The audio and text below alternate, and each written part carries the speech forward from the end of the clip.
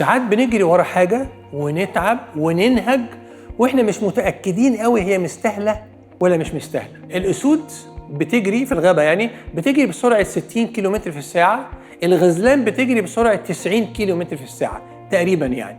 المهم الغزالة وهي بتجري بتقول لنفسها ايه؟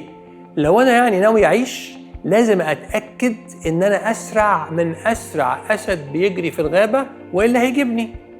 الاسد وهو بيجري ورا قطيع الغزلان بيقولوا نفسه ايه؟ انا محتاج اكون اسرع من، مش اسرع غزالة، محتاج اكون اسرع من ابطأ غزالة.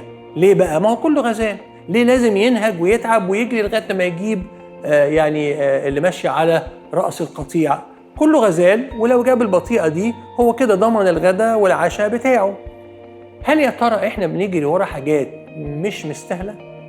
أنا بعد 20 سنة هندسة، مهندس موقع ومدير صيانة، اكتشفت إن عندي خبرة كبيرة وعندي عمال وصنايعية شاطرين وعندي دايرة معارف كبيرة قوي وعريضة متنوعة، بس يبقى أفتح مكتب أو شركة مقاولات وتشطيبات هندسية. مستاهلة ولا لا؟ معرفش، بس ده اللي جه وقتها على بالي. مراتي قالت لي مش مستريحة للفكرة، مش شخصيتك قوي يعني. نسيت انا بقى موضوع الحاسه السادسه بتاع الستات، اللي احنا ساعات بنقول ان الستات عندها حاسه سادسه مش عندنا احنا رجاله. فقالت لي طب خلاص جرب، بس اوعدني بقى ما تخليش الشغل يسرقك لا من العيال ولا من الكنيسه ولا من ربنا. قلت لها عيب، انا مش هشتغل جمعه وسبت ومش هتاخر بالليل في المكتب. قعدت 6 شهور بشتغل كل جمعه وسبت وكل يوم اتاخر في المكتب وما ارجعش معادي ابدا.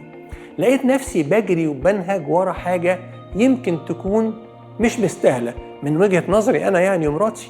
ممكن حد تاني يبقى شايفها إن دي طريقة حياته، ده أكل عيشه، ده الشغف بتاعه، مفيش مانع. بس من فضلك قبل ما تجري ورا أي حاجة اقعد وفكر يا ترى مستاهلة ولا مش مستاهلة. اقعد مع ربنا، اقعد مع مشير ليك، اقعد مع مراتك، اقعد مع ناس فاهمة في البيزنس ده، بس من فضلك قبل ما تجري فكر مستاهلة ولا مش مستاهلة.